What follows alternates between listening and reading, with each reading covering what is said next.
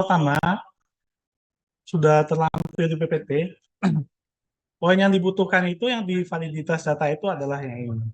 Ya, kita cek dulu dari data perusahaan.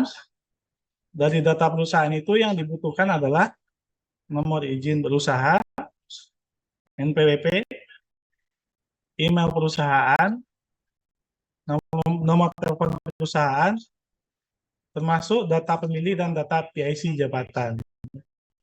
Seperti itu. Nah, ini kenapa dibutuhkan?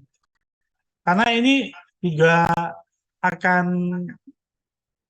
sangat penting bagi kita untuk menyampaikan informasi, baik itu terkait iuran, terkait perubahan aturan. Nah, nanti kita informasikan itu sesuai dengan dasar dari data perusahaan yang sudah sesuai tersebut. Gitu.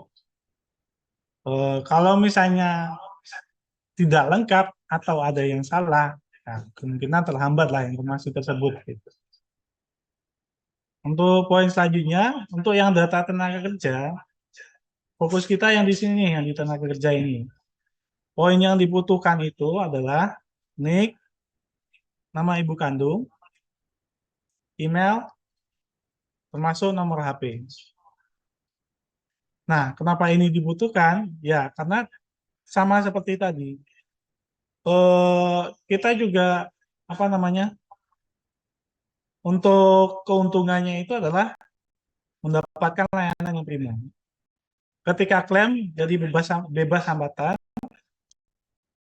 nggak ada koreksi, nggak ada balik lagi ke perusahaan minta ini itu,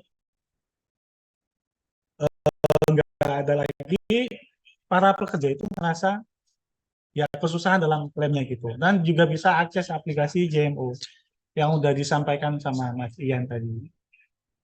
Nah, kendala yang kalau misalnya tidak valid ya beberapanya harus tadi update ke Capil atau update data ke kita gitu. Itu kan membutuhkan waktu dan sangat apa namanya? Bagi para pekerja itu sangat yang ngerasa kesusahan lah seperti itu. Biasanya yang dari data yang biasa yang terinput dari perusahaan itu, dari beberapa NTP perusahaan itu, saya sorot poin yang belum dilengkapi itu atau yang tidak sesuai adalah yang paling banyak itu di tempat lahir, nama ibu kandung, termasuk email. Seperti itu. Nah, ini contoh untuk data yang tidak valid. Contohnya di sini, nama ibu kandungnya diisi belum tahu. Nah, kami di sini mengharapkan untuk nama ibu kandungnya juga diisi seperti itu. Nama ibu kandung itu mungkin ya bisa didapatkan dari kakak ya. Karena kan beberapa kan ketika ditanya langsung itu belum bisa kita pastikan itu sesuai juga seperti itu. Terus untuk selanjutnya ini tempat lahir, maaf ini salah tulis ini. Tempat lahir salah. Tempat lahir ditulis secara umum ini di sini. Jawa Tengah. Nah, seharusnya ini diisi dengan tempat lahir yang sebenarnya yang sesuai KTP seperti itu. Begitupun dengan email. Email rata-rata kebanyakan kosong seperti itu. Untuk zaman sekarang rata-rata para pekerja itu sudah punya Android. Untuk download aplikasi pasti punya email. Nah, email itu yang kita butuhkan. Mungkin dari apa namanya form yang untuk penambahan TK secara manual itu kan tertera juga nomor HP sama email di sana seperti itu. Kalau untuk nomor HP rata-rata sudah eh, terisi beberapa karena diwajibkan karena di apa ada tikmannya nggak bisa di klik selanjutnya ya seperti itu. Nah untuk slide selanjutnya, nah caranya gimana untuk ngecek data yang nggak valid itu bisa dicek di via SIPP. Nanti masuk ke menu laporan, pilih laporan tenaga kerja NIK tidak valid. Nanti bisa di-download. Nah, itu nanti kelihatan aja, kelihatan semua tuh data karyawannya yang tidak valid seperti itu. Nah, ketika sudah ketemu data yang tidak valid, itu bisa dilakukan koreksi secara mandiri atau bukan ataupun bisa dilaporkan juga ke pihak kita atau ke Mas Ian juga bisa seperti itu. Kalau pelaporan secara mandiri itu bisa di menu mutasi data, nanti itu ada keterangan upload massal koreksi TK. Nah, di sana juga udah ada template-nya, tinggal ngisi data yang sudah sesuai. Seperti itu. Nah, untuk saya sih itu aja, kurang lebih untuk tambahnya, karena tadi beberapa sudah dijelaskan secara sangat detail sama Mas Iyad, bahwa pentingnya data itu ya sebenarnya untuk apa namanya, untuk pelayanan dan kemudahan informasi juga seperti itu. Nah, kurang lebih saya mohon maaf. Terima kasih. Saya kembalikan ke Mbak Yeni. Assalamualaikum warahmatullahi wabarakatuh. Waalaikumsalam warahmatullahi wabarakatuh, Mas Duni. Terima kasih. Ya, baik. Terima kasih Mas Doni Haidil untuk informasi dan materi yang telah disampaikan. Betul Bapak Ibu seperti yang diinformasikan dari Mas Doni bahwa rata-rata tenaga kerja tidak bisa masuk ke aplikasi JMO itu paling banyak yang kami temukan di kantor cabang adalah ketidaksesuaian tempat lahir dan nama ibu kandung. Nah, itu yang menyebabkan tenaga kerja tidak bisa masuk ke aplikasi JMO. Sehingga harus dikoreksi dulu Bapak Ibu. Baru bisa nanti mendaftarkan akun JMO. Akun JMO ini Bapak Ibu memiliki berbagai macam atau segudang manfaat. Bisa untuk cek saldo, bisa untuk mengecek status kepesertaan masih aktif atau tidak. Kemudian kalau saldo di bawah 10 juta rupiah bisa untuk mencairkan saldo. Atau kalau Bapak Ibu memiliki usaha sampingan di rumah, misalnya buka warung, jualan online, Bapak Ibu juga bisa mendaftarkan kepesertaannya sebagai bukan penerima upah di aplikasi JMO. Tentunya di sana juga banyak promo ya Bapak Ibu di aplikasi JMO. Kalau misalnya ada yang mau nonton di CGV, di sana juga ada promo untuk nonton film. Kemudian ada promo juga kalau misalnya yang suka ngopi, kayak kopi kenangan, dia di situ juga ada promonya. Banyak sekali promo yang ditawarkan oleh BPJS Ketenagakerjaan melalui aplikasi JMO. Baik, Bapak Ibu, selanjutnya kami akan lanjutkan sesi tanya jawab. Jika ada yang ingin bertanya, bisa raise hand Bapak Ibu, atau kalau lagi repot bisa chat di kolom chat yang telah tersedia. Ya, untuk pertama dibuka 3 penanya dulu. Mungkin Bapak Ibu ingin menanyakan mengenai materi yang telah disampaikan oleh narasumber. Dipersilahkan. Ini Silakan kayaknya Bapak sudah Ibu cukup kalau bertanya. jelas semua Mas Ian ya. Oh Oh ya, iya, dari Samone, halo. monggo. Penanya pertama Mas Ian dari Samone, Mas Ian. Ya, halo, Ya, selamat siang. iya. Yang On Selamat kamera siang, Pak Bapak. Pak. Ian, Bu Yeni. Pak, Ya, maaf selamat tadi siang. saya agak telat, Pak, ngikutinnya. Mungkin sudah disampaikan gue, tapi saya untuk mastiin saja. Yang untuk KPR, Pak, itu untuk subsidi saja ya, Pak? Untuk non subsidi Pak. Kalau subsidi itu untuk teman-teman yang Ya. untuk penghasilan 0 sampai 4 juta. Oke, kalau yang atas bisa komersil ya. Nah, kalau yang kalau sudah pernah memiliki rumah, masih bisa. Kalau itu rumahnya bukan hasil akad, berarti itu dianggap sebagai rumah pertama Pak. Jadi Oh, yang kalau penting tidak pernah akadnya tercatat di bank yang sudah menjadi rekanan kita, maka itu menjadi rumah pertama. Kalau misalnya itu belum tercatat, berarti rumah pertama. berarti kalau sudah akad tidak bisa menggunakan program ini. Oke. Betul. Nah, satu lagi Pak, mungkin agak menyimpang dari materi. Minggu Apa itu? lalu ada salah satu karyawan kami ini yang kecelakaan kerja, dirawat 1 malam di salah satu rumah sakit sini Mitra Siaga. Tapi pada saat pulang ini ada biaya administrasi pasien JKK sebesar 75.000. Itu gimana Pak? Memang Boleh sekarang tahu ada keterangan biayanya? Ya, ini. Mas Ian kemarin sudah WhatsApp ke Iya, saya ya, saya Pak? sempat tanya ke Bu Yeni. Oke. Ya, itu sudah saya Boleh saya tanya di konfirmasi forum aja ya Bu ya. kepada Saya sudah konfirmasi ke ke rumah sakitnya, Pak, sedang ditindaklanjuti dari pihak rumah sakitnya, makanya WhatsApp selanjutnya belum saya balas ya, Pak, karena saya belum Oh, mendapatkan jawaban dari rumah sakit. Nah, ini oh, nanti akan saya tindaklanjuti kembali ya, Pak, untuk tapi biaya memang tersebut. belum ada ini ya, program ini memang harusnya kita free ya Bu ya.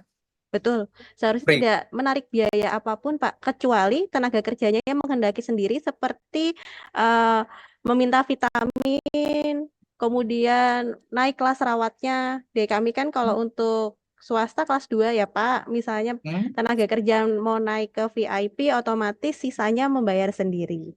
Nah, itu Begitu. pun pasti ada keterangannya ya, mungkin untuk vitamin Ya, atau untuk betul, yang lain-lain. Nah, di betul, sini betul. kwitansinya guna membayar biaya administrasi pasien JKK, karena seperti Ya, itu. ya Nah, baik, Pak, nanti akan saya koordinasikan lagi dengan mitra siaga ya, Pak. Nggih. oke, baik kalau gitu Bu Baik. Yani, kami tunggu kabarnya ya. Baik, terima kasih. Mungkin itu Terima saja. kasih. Mudah-mudahan Pak jadi Iya, Andi. pertanyaan sama-sama, terbaik, jadi nanti dapat Pak. hadiah lagi, Pak. Amin. Baik, selamat siang. Izin saya tambahkan sedikit Mbak Yeni. Mas Ian tadi dengan Pak siapa ini tadi yang disambungin Mas Pak Ian? Andi. Pak Andi. Pak Andi. Sama. Oke. Ya, Pak? Pak Andi soalnya Pak Andi nggak muncul wajahnya soalnya saya belum kenalan loh Pak Andi. Oh, iya, Pak. Boleh, Bu. Sebentar, Pak Bu. Andi from Bekasi. Sudah. Nah, Ya. saya halo. Selamat siang Pak Andi. Akhirnya berjumpa tatap muka ya Pak. Baik, Pak Andi saya infokan tadi Pak Andi kan sempat tanyakan untuk yang MLT ini kan tadi kalau sudah pernah akad rumah gitu kan nggak bisa Oke. lagi. Masih ada yang bisa Pak. Jadi kalau Pak Oke. Andi sudah pernah akad rumah KPR, asal apa misalnya rumahnya kalau bukan rumah subsidi ya Pak ya, terutama ya, belum masih Oke. apa namanya, misalnya bukan rumah subsidi, kemudian masih dalam proses pembayaran KPR, itu bisa di take over Pak. Bisa di take over ke pola pembiayaan dari MLT BPJS Tenaga Kerja. Ya, Oh, jadi ya, ya, nanti ya. akan mendapatkan rate apa namanya rate KPR yang lebih rendah Pak. Kalau di informasi dari rekan-rekan di Jakarta gitu ya, yang sudah banyak mengakses MLT ini, ketika diperhitungkan itu lumayan Pak selisihnya. Oke. Karena Kalau kalau memang masih dalam proses masih KPR, KPR, Ibu Ngi. oke Kalau ya. sudah lunas Kalau sudah berarti selesai KPR-nya, kalau sudah selesai Ah. KPR-nya, itu Bapak bisa akses yang pinjaman renovasi rumah Pak. Bisa oh ya, di-upgrade ada rumahnya. program lain ya. Betul, ada untuk renovasi rumah. Kemudian mungkin bisa disampaikan juga Pak, kalau misalnya perusahaan berkolaborasi dengan kontraktor tertentu untuk membantu developer penyediaan misalnya rumah ya. bagi pekerja, itu ada juga pinjaman untuk kontraktor Pak. Oh, KYG. Kontraktor bisa ambil pinjaman sampai 80% dari nilai proyek Pak, kalau dia memenuhi ketentuan syarat. Ya, jadi mungkin ini bisa untuk kontraktornya ya, bukan untuk betul, karya. kontraktornya juga bisa. Jadi misalnya perusahaan punya rekanan nih, kontraktor tertentu. Nah, kalau memang dia sekiranya memenuhi ketentuan syarat, coba saja Pak ajukan pinjaman untuk kontraktor itu bisa 80% dari nilai kontrak, nilai proyeknya. Jadi kan ini Ya. akan win-win solution ya, mungkin bisa membantu dia bisa menyediakan rumah yang terjangkau oleh apa namanya Karyawan rekan-rekan yang pekerja, sudah tapi bekerja sama bukan dengan masuk perusahaan. dalam kriteria rumah subsidi. Oh, ngaten. Iya, iya, iya. Ya, Pak, ya. Ya, baik. Kemudian yang kedua Pak Andi terkait JKK tadi, terima kasih kami terinformasi adanya apa namanya tarikan biaya ya Pak Andi ya untuk yang seharusnya tidak ditarik. Nah, kami informasikan bahwa untuk kecelakaan kerja kami itu sudah kerjasama dengan saat ini ada 20 rumah sakit yang aktif ya. Kemudian kita tanggung itu sesuai indikasi medis. Wah, ini ngajak siapa Pak Andi nih? Ada staf saya Bu, biar sekalian dengar juga Bu. Ya, namanya Mbak Eci yang sering komunikasi juga. Biasanya yang hubungan komunikasi dengan rumah sakit Mbak Eci. Oh baik, terima kasih. Selamat siang Mbak Ici. Ya, Jadi selamat siang. untuk kecelakaan kerja kita jamin sesuai indikasi medis. Kemudian tadi sudah dijelaskan Mbak Yeni ya bahwa setara kelas 1 rumah sakit pemerintah. Nah, jadi memang kalau sudah ditanggung di kelas yang sesuai, misalnya tadi kalau di rumah sakit swasta kan hanya biasanya di kelas 2. Tetapi memang ada beberapa rumah sakit swasta, meskipun PKS dengan kami itu di kelas 2, tetapi mereka bersedia menempatkan pekerja itu di kelas 1, Pak. Tapi tetap tanpa ada biaya tambahan. Ya, betul, betul, tanpa biaya tambahan. Jadi tadi kalau misalnya hal-hal yang tidak ditanggung memang ada ya, hal yang tidak ditanggung misalnya Satu, dengan sengaja mencederai diri sendiri. Oke. Kemudian ada memang suplemen ya, suplemen obat herbal yang mengandung Vitamin ekstrak. apa-apa. Nah, kalau vitamin masih ditanggung, Pak. Vitamin masih selama ditanggung. itu sesuai dengan indikasi medisnya, misalnya nih patah tulang, otomatis vitaminnya akan yang terkait dengan perbaikan tulang, Perbaikan misalnya tulang, kalsium, oke. gitu kan, ya kan, itu masih kita cover, tidak masalah. Oke. Yang tidak Ah. masuk adalah suplemen atau obat herbal, jamu, ya kan, ekstrak tanaman, tumbuhan dan hewan gitu kan. Nah, kalau misalnya pun kemudian dokter meresepkan itu, Pak, kami sarankan peserta boleh menyampaikan kami tidak bersedia menggunakan suplemen tersebut Oh, atau bisa herbal begitu ya, Bu tersebut. ya? Boleh. Ah, ah. Minta diganti dengan obat atau vitamin yang ditanggung oleh BPJS Tenaga Kerja. Iya. Ya, karena Baik, itu kan hanya suportif ya, Pak. Mohon maaf, itu Ya. kan suportif. Kenapa kok belum dijamin? Karena secara medis memang belum bisa terbukti efikasinya, kemanfaatannya. Jadi itu hanya Ya. suportif. Biasanya misalnya nyun sewu isinya kan kadang ekstrak ikan gabus gitu kan. Ye, Nah, ya. jenis-jenis itu Bisa kan dibilang biasanya. Nah, alternatif mungkin ya, Bu ya? betul, iya. Oke. Jadi memang secara medis belum terbukti berfungsiannya secara klinis itu belum terbukti sehingga memang sepertinya tidak ada satu asuransi pun yang mengcover itu, Pak. Apalagi BPJS Ngerti. belum, apalagi asuransi swasta gitu kan. Ya, jadi memang ada hal yang tidak ditanggung. Kemudian yang tidak ditanggung lainnya adalah misalnya bukan bukan keperluan medis, misalnya nih dia ada salon cuci misalnya nih Pak, Cantikan. ramas ya kan, padahal cederanya bukan di kepala, beda ya Pak. Kalau cederanya di kepala Iya, memang iya. dibutuhkan pembersihan secara medis karena nggak mungkin dong Bu, misalnya sebulan nggak dicuci rambutnya misalnya, itu Oke. masih bisa. Tapi misalnya dia cederanya di tangan tapi mungkin merasa nggak nyaman pengen keramas di situ, Ramas. nah itu kan di luar indikasinya.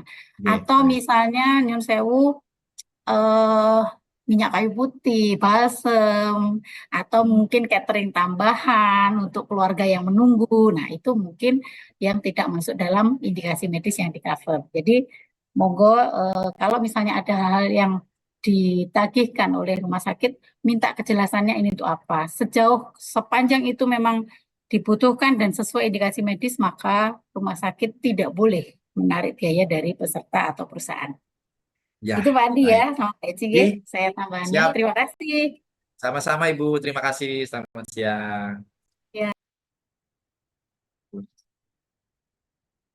Baik, terima kasih Bu Ika untuk penjelasan tambahannya. Nggih. Selanjutnya ada lagi yang ingin bertanya? Monggo. Dari Bapak Ibu, kalau misalnya dia di chat ini ada dari CV 3 Bintang Sejahtera. Ini bertanya, apakah email yang terdaftar di SIPP terhubung dengan JMO peserta atau berbeda? Karena banyak yang pernah membuat akun JMO namun tidak bisa masuk karena lupa sandi. Kemudian jika ingin riset sandi juga sudah tidak tahu emailnya. Apakah bisa diganti email peserta yang ada di JMO melalui aplikasi SIPP? Begitu. Ya, Mas Yan mau jawab atau saya bantu? Saya jawab aja, Mbak Yani. Terima kasih dari Samuel Abadi dan 3 Bintang, Pak Habib ya. Untuk pertanyaan email yang diikutkan atau dibuatkan ke dalam aplikasi JMO, itu akan termuat sebagai email untuk pembuatan notifikasi kepada peserta. Dan jika nanti telah melakukan pengkinian data juga, itu semua edaran-edaran yang mungkin akan disampaikan oleh BPJS Tenaga Kerja itu kemungkinan akan masuk ke alamat email yang telah dilakukan pengkinian datanya. Jadi batasnya itu akan menerima postingan atau tidaknya itu adalah di bagian pengkinian data. Jadi kalau untuk email user itu tidak dijadikan sebagai untuk campaign program kami, tidak mendapatkan informasi banyak. Tapi kalau sudah pengkinian data, baru emailnya itu akan menjadi korespondensi si peserta tadi. Jadi email kalau telah dilakukan pengkinian data, WhatsApp maupun nomor handphone telah dilakukan pengkinian data, tentunya karena tadi datanya itu sudah bagus ya, similarity-nya sudah 100% dan tidak ada perbedaan, maka orang itu berhasil mendapatkan pengkinian data, orang itu mendapatkan data emailnya itu akan termuat ke BPJS Tenaga Kerja sebagai korespondensi alamatnya. Bagaimana kalau ternyata lupa password, lupa email, atau lupa user lah gitu ya. Di fitur akun JMO itu ada fitur untuk lupa kata sandi bagi yang memang masih bisa mengakses emailnya. Kalau Gmail-nya aja atau Yahoo-nya itu masih bisa diakses, berarti lupa kata sandi. Tapi kalau sudah tidak tahu usernya sama sekali, coba cari dengan lupa akun. Lupa akun atau cari akun dengan cara menginput data NIK dan juga nomor peserta. Nggak tahu juga nomor kartunya, berarti Bapak Ibu peserta yang terhormat harus datang ke CS, lakukan verifikasi diri dengan menunjukkan data pesertanya ya, bisa minta ke PIC dengan cara surat keterangan aktif bekerja dan KTP-nya, lalu datang ke CS. Itu untuk cara pertama yang paling konvensional ya. Nanti untuk cara lain selain dengan cara datang ke CS, mungkin akan disampaikan sama Mbak Yeni ya. Caranya gimana sih, Pak Yan? Kan saya nggak punya waktu. Kalau misalnya harus ke cabang, pekerja itu lagi kerja, istirahat juga cuma sejam. Belum ngantrinya, Mas Yan. Nanti Mbak Yeni coba kasih solusi, apa yang harus dilakukan deh, yang paling terkini. Bisakah selain cara datang ke cabang atau tidaknya? Jadi setelah nanti di cabang dengan menunjukkan surat aktif bekerja atau nemtek, atau tadi dengan identitasnya kita deteksi, oh iya, Bapak udah nggak bisa akses emailnya, berarti harus kami reset. Oh iya juga Pak Ian, ini udah bisa masuk, tapi waktu pengkinian data gagal 3 kali pengambilan gambar biometrik, itu juga harus di reset. Nah, salah satu yang paling baku adalah tadi dengan datang ke cabang di customer service untuk dilakukan reset, menunjukkan tanda bukti kepegawaian yang masih aktif, yang relevan adalah nemtek paling sederhana, sama identitas dan kartu nomor pesertanya. Kalau nggak ada, berarti cukup nemtek dan KTP. Begitu. Ada alternatif lain barangkali Mbak Yeni jika ada mau disampaikan. Iya, baik Mas Ian. Kalau untuk reset akun, hapus akun, itu untuk sementara kanal yang dibuka hanya kantor cabang Bapak Ibu sekalian.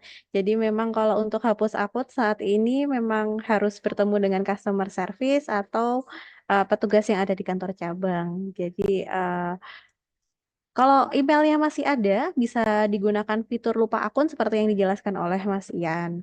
Kalau misalnya emailnya sudah tidak dipakai, nomor HP-nya sudah tidak dipakai, atau lupa passwordnya benar-benar tidak ingat sama sekali, untuk sampai saat ini hanya bisa datang ke kantor cabang, bertemu dengan customer service atau petugas yang ada di cabang. Begitu Mas Ian. Oke, Mungkin saya terima tambahkan, kasih. saya tambah dikit juga ya, Mbak Yeni, Mas Ian.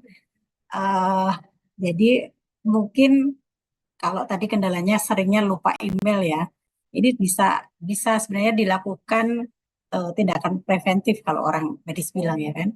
Jadi Bapak Ibu ketika panjenengan tadi mendaftarkan tenaga kerja baru, ini untuk yang baru ya, karena yang sudah lama kayaknya belum ada mekanisme untuk perbaikan soalnya ya. Jadi lewat SIPP untuk tenaga kerja yang baru mau didaftarkan mungkin bisa tadi dicatat sekaligus nomor WA dan dan alamat emailnya Bapak Ibu. Jadi ketika itu kemudian diupload di SIPP, si tenaga kerja ini akan mendapatkan notifikasi langsung di emailnya ketika dia sudah terdaftar. Dia akan mendapatkan notifikasi di emailnya untuk aktivasi JMO lewat email. Nah, itu kan sudah mengurangi pekerjaan Bapak Ibu untuk istilahnya memastikan bahwa tenaga kerja ini daftar lewat JMO. Dan tadi jenengan jadi punya data nih, perusahaan jadi punya data, oh alamat email yang digunakan adalah ini. Nah, ketika suatu saat si tenaga kerja ini lupa karena mungkin jarang akses gitu kan, nah Bapak Ibu masih punya record nih, masih punya data ya, mungkin bisa dibantu dari situ, dia bisa masuk lagi ke email tersebut, kemudian tinggal melakukan proses lupa sandi. Saya kira itu ya Mas Ian ya, bisa ditambahkan gitu ya Mas Ian. Oke, terima kasih Bu Ika, Mbak Yeni. Mungkin kalau sudah menjawab dan mewakili, waktunya kita bagi-bagi hadiah dengan cara saya tanya, boleh ya Bapak Ibu? Yang nanti bisa menjawab, saya ingin lempar pertanyaan, saya juga sediakan di wallet. Nah, saya ingin tanya sedikit nih tadi mengenai MLT ya. Tadi itu berapa sih paling lama tenor untuk ngajuin atau untuk bisa ikutan MLT ini paling lama itu berapa tahun dan nominal akadnya itu paling besar maksimal berapa? Silahkan ada yang bisa jawab duluan suara yang berdering nanti saya.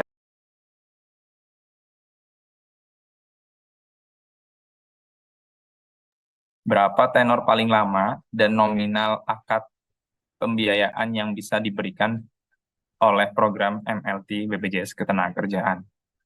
Silakan Bapak Ibu, 50.000 e-wallet menunggu untuk jajan Bapak Ibu. Ini bahas nih yang raise hand ini Mas Ian. Selain bahas nih. Pembahas nih jangan. Pembahas Saya nih nggak jangan boleh udah ya. e-wallet.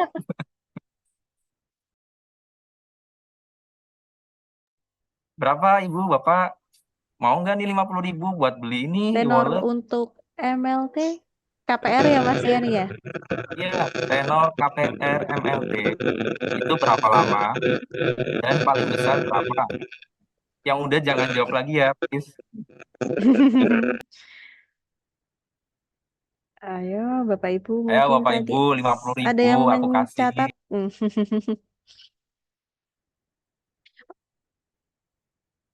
Mau diganti Mas Ian pertanyaannya? Aduh, nggak denger ya. Ya udah Ada Mbak yang Yeni aja deh menjawab mau tanya via apa chat, boleh. iya.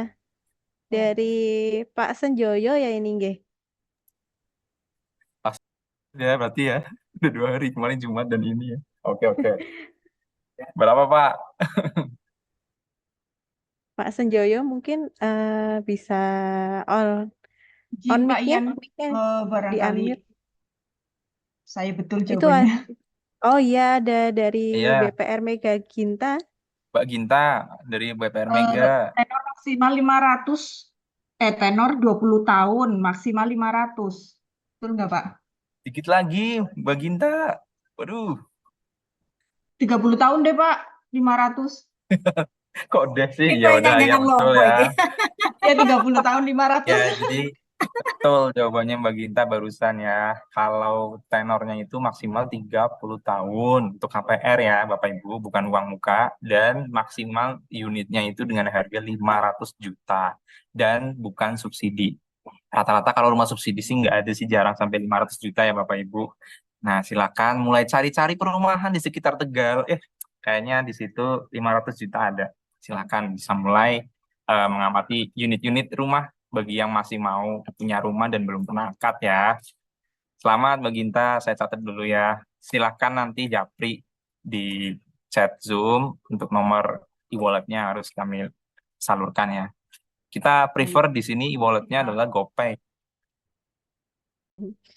Ya, mungkin Mas Ian mau ada pertanyaan lagi atau kita putar Karena ini lagi Mas juga Ian? udah waktu zuhur ya, satu lagi deh dari Bu Ika lah yang tanya gantian. Monggo Yang Bu ini Ika. Bu, Istimewir.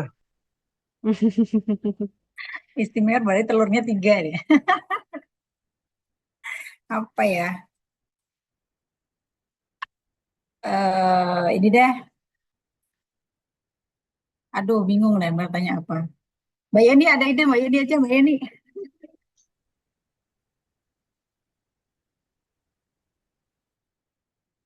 Ini aja, sebutkan tadi 5 fitur di CMO deh. Bisa apa aja sih di CMO? Tadi kan udah 5 dijelasin berulang-ulang manfaat tuh. Nah, CMO. nggak usah 5 deh, 3 aja, 3. Oh, 3 di diskon sama Bu Ika. Ada apa 3 aja ya di gampang dong. Manfaat CMO? aplikasi CMO gampang banget Bapak Ibu. Bisa ini, bisa ini, bisa Ayo, ini. Dari siapa wes ya? BPR BKK Kota. Dari BPR BKK Kota ini dengan Ibu atau Silakan Bapak siapa? BPR BKK Kota, show yourself. Dari Bapak dan Ibu siapa? Ini jadi jawab nggak? Ya, BPR BKK Kota? fiturnya ada cek Kalau mau jawab saldo. syaratnya harus turn on kamera, Oh iya. sebutkan, On jawab. kamera dulu Ibu. Ya, Ibu. Fiturnya ada cek Ya, Mbak saldo. Salsa. Betul. Saya tuh Belum, menyesal Bu, Pak. kenalan belum Menyesal namanya loh, lah. Ibu.